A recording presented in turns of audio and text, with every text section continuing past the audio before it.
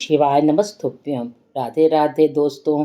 आज होली के अवसर पर आप सभी को ढेर सारी शुभकामनाएं और आप सभी के जीवन में बुराई को हार जाए और जीवन में सुख का संचार हो, इसी कामना के साथ आज हम होली की कहानी सुनते हैं। होली और प्रहलाद की कथा। एक बार असुराज हिरण्यकश्यप विजय प्राप्ति के लिए तपस्या में लीन था। बाकी मौका देखकर देखकर देवताओं ने उसके राज्य पर कब्जा कर लिया। उसकी गर्भवती पत्नी को महर्षि नारद ने अपने आश्रम ले आए। वे उसे प्रतिदिन धर्म और विष्णु महिमा के बारे में बताते। यह ज्ञान गर्भ में पल रहे पुत्र प्रहलाद ने भी प्राप्त किया। बाद में असुर राज ने ब्रह्मास्त्र के वरदान से तीनों लोगों पर विजय प्राप्त कर ली तो रानी उसके पास आ गई। वहां प्रहलाद का जन्म हुआ। बाल्यावस्था में पहुंचकर प्रहलाद ने विष्णु भक्ति शुरू कर दी।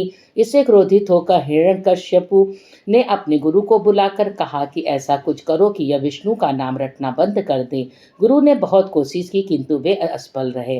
तब असुरराज ने अपने पुत्र की हत्या का आदेश दे दिया। उसे विष दिया गया। उस पर तलवार से प्रहार किया गया। विषधरों के सामने छोड़ा गया। हाथियों के पैरों तले कुचलवाना चाहा, पर्वत से नीचे फिकवाया, लेकिन ईश का कृपा से प्रहलाद का बाल भी बांका नहीं हुआ। तो उन्होंने विष्णु भगवान ने उसकी रक्षा करी। तब हिरण्यकश्यपु ने अपनी बहन होलिका को बुलाकर कहा कि तुम प्रहलाद को लेकर अग्नि में बैठ जाओ, जिससे वह जलकर भस्म हो जाए। बहन ने कहा, ऐसा क्यों कह रहे हैं भाई? तो उसने कहा कि ये हमेशा मेरा जाप न करके विष्णु भगवान का जाप करता है, इसलिए तुम इसको क्या ते मृत्यु दंड दो। होलिका को वरदान था कि उसे अग्नि तब तक कभी हानि नहीं पहुंचाएगी जब तक वह किसी सदृति वाले मानव का अहित करने की ना सोचे। अपने भाई की बात को मानकर होलिका भतीजे प्रहलाद को गोदी में लेकर अग्नि में बैठ गई। उसका अहित करने के प्रयास में होलिका तो स्वयं जलकर भस्म हो गई और प्रहलाद हंसते हुए अग्नि से बाहर आ गया।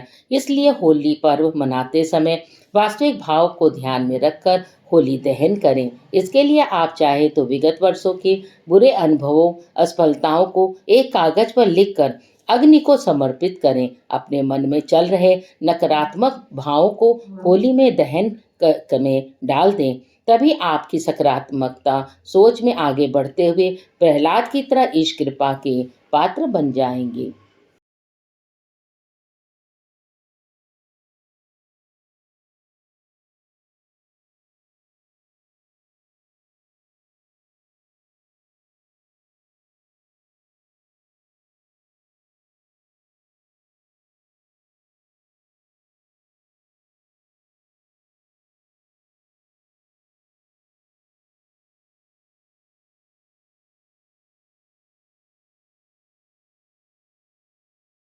आप बहुत ज़्यादा बीमार रहते हैं, बहुत कष्ट में रहते हैं, आपका स्वास्थ्य नहीं ठीक हो रहा है, तो आपको होलिका दहन के दिन 10 नीम की पत्तियाँ को लेना है।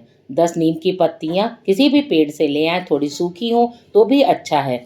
6 लौंग लें और थोड़ा-सा कपूर का टुकड़ा लें और उसके ऊपर से 5 या 7 बार उतार दें। जो बहुत बीमार रहता है, उसकी कभी तबीयत ठीक ही नहीं रहती है या बहुत कष्ट आ रहा है, बहुत परेशानी आ रही है, तो 5 से 7 बार उसको उतार कर आप जब होली जलने लगे तो उसको किसी कागज की पुड़िया बनाइए और उस होलिका दहन में डाल दीजिए। वह आदमी धीरे धीरे स्वस्थ होने लगेगा। श्री शिवाय नमस्तुभ्यम। तो होली का त्यौहार जितना रंग बिरंगा होता है और उतना ही हमारे जीवन में रंग भी भर सकता है। अगर हम अब ऐसा त्यौहार है जिसे बड़ी से बड़ी समस्या को दूर करना और बुरे वक्त को अच्छे में बदल सकता है, आपके रूठे भाग्य को भी जगा सकता है। बस आपको पता होना चाहिए कि होली में चमत्कारी टोटके कैसे किए जाते हैं। अगर आपको मानसिक तनाव से ग्रसित हैं और आपकी आर्थिक और पारिवारिक परिस्थितियां ठीक नहीं हैं, तो होली की रात चंद्रमा को दूध का अर्घ देकर कोई सफ़ेद मिष्ठान अर्पण करें। इससे आर्थिक और पारिवारिक समस्या का निदान होता है और मानसिक शांति भी प्राप्त होती है। श्री शिवाय नमस्तुभ्यम। हम गुरु जी प्रदीप मिश्रा जी बताए हुए वे उपायों का हम लोग श्रवण करते हैं हमेशा।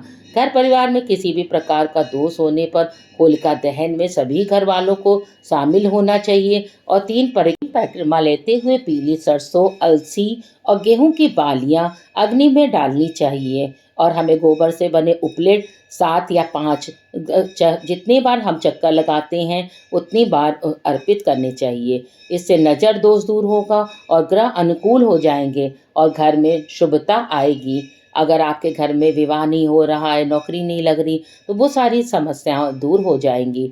अगर आप किसी रोग से ग्रसित हो तो इस पीड़ा को शांत करने के लिए होली वाले दिन एक पान का पत्ता लीजिए और एक गुलाब का ताज़ा फूल और उसमें कुछ बतासे लेकर रोगी के ऊपर से 31 बार उतार ले। उतारने के बाद इसे किसी चौराहे पर रख कर आ जाएं। आते वक्त पीछे मुड़कर न देखें। इससे भी हमारे जो भी रोग हैं वो सारे मुक्त हो जाएंगे और हमारा जो भी कष्ट है वो भी खत्म हो जाएगा। अगर कोर्ट में कष्ट समस्या चल रही हो तो उसके लिए जलती हुई होलिका की राख लेकर एक लोहे की कील से अपने केस नंबर और शत्रु का नाम एक कागज पर लिख दें।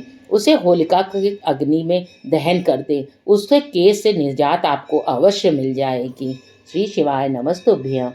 अगर रोजगार की समस्या हो रही हो तो होली वाली रात को एक नींबू लेकर किसी चौराहे पर जाएं और उसे काट कर 4 टुकड़े कर दें। उसके बाद इन चारों दिशाओं में एक एक टुकड़ा फेंक दें और घर वापस आ जाएं।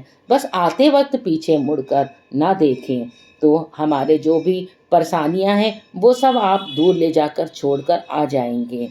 अगर विवाह में समस्या आ रही है तो इसे दूर करने के लिए होली वाले दिन एक पान के पत्ते पर एक सुपारी, एक हल्दी की गांठ रखकर शिवलिंग पर अर्पित कर दें। तो श्री दरिद्र दहन स्तोत्र का पाठ अवश्य करें। श्री शिवाय नमस्तुभ्यम। होली के दिन होली आप लोगों के लिए बहुत ही शुभकारी हो। आपने हमारे चैनल को अभी तक अगर लाइक और सब्सक्राइब नहीं किया है तो सब्सक्राइब कर दें। श्री शिवाय नमस्तुभ्यम।